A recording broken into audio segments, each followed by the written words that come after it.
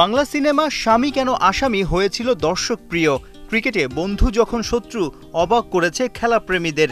সাকিব তামিমের দ্বন্দ্ব এখনও থামেনি। নতুন করে কি শুরু হলো আরও দুই বন্ধুর মধ্যে বিভেদ? 50 ওভারি ফরম্যাটে টানা রান করেও আচমকা ক্যাপ্টেন্সি হারালেন শান্ত। ওয়ানডের নতুন নেতা শান্তরই বন্ধু মেহেদী মিরাজ। অধিনায়কত্বের পালাবদলি কি সম্পর্কেও ফাটল ধরবে? ড্রেসিং রুমের পরিবেশ ঠিক রাখার বড় চ্যালেঞ্জে এই অলরাউন্ডার। শান্তর সাথে কথা হয়েছে। একটা জিনিস দেখেন, শান্ত আর আমি তো ছোটবেলা থেকে একসাথেই ক্রিকেট খেলেছি। আন্ডার 15 থেকে আমরা একসাথে আছি।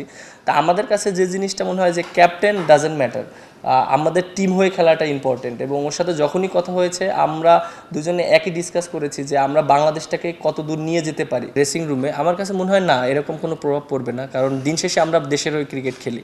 এবং হয়তো মনে করেন যে শান্ত আর আমার ভিতরে এই জিনিসগুলো কখনই কাজ করবে না। ও যখন ক্যাপ্টেন্সি করেছে আমি ওকে অনেক হেল্প করেছি এবং আশা করি যে ও আমাকে অনেক হেল্প করবে, এবং ওর সাথে আমার এই কথাই হয়েছে। বয়স ভিত্তিকে টানা ক্যাপ্টেন্সি করেছেন, বেশ কবার ডিপিএল আর বিপিএলও নেতৃত্ব দিয়ে প্রশংসা কুড়িয়েছেন। শান্তর ইনজুরিতে গেল বছর 4 ওডিআইতে দল চালিয়ে জয়ের দেখা পাননি একবারও।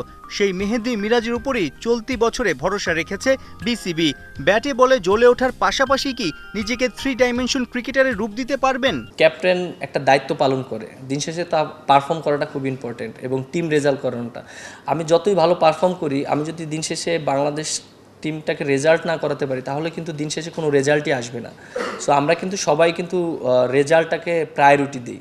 সো দিন শেষে আমার কাছে মনে হয় যে রেজাল্টটা খুব ইম্পর্টেন্ট।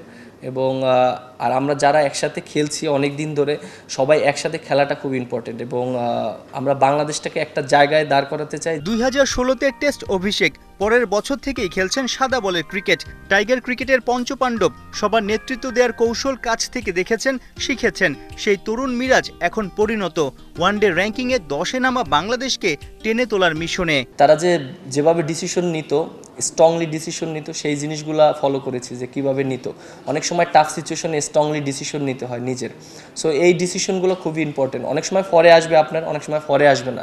সো আপনি ওই ডিসিশনটা কীভাবে নিচ্ছেন এইটাই ইম্পর্টেন্ট। অবশ্যই রেসপন্সিবিলিটি নেওয়ার সময় এসেছে। এবং দেখেন আমরা যথেষ্ট ইন্টারন্যাশনাল ক্রিকেট খেলেছি, প্রায় 8-9 বছর ধরে খেলেছি। সো যারা জুনিয়র আছে তাদেরকে অবশ্যই পারফর্ম করতে হবে, কিভাবে সেই সাজেস্টগুলো করব, যেটা আমরা যখন প্রথমে ঢুকেছিলাম বড় ভাইরা আমাদেরকে যেভাবে হেল্প করেছে। 3 ফরম্যাটের সিরিজ খেলতে শুক্রবার লঙ্কায় গেছে শান্ত মিরাজরা।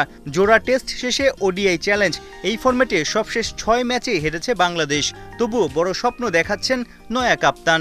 লক্ষ্য থাকবে সিরিজ জেতা ফার্স্টে। এবং যেহেতু আমরা ওডিআইতে অনেক দিন পর খেলছি এবং ফার্স্ট ম্যাচটা আমাদের জন্য অনেক ইম্পর্টেন্ট।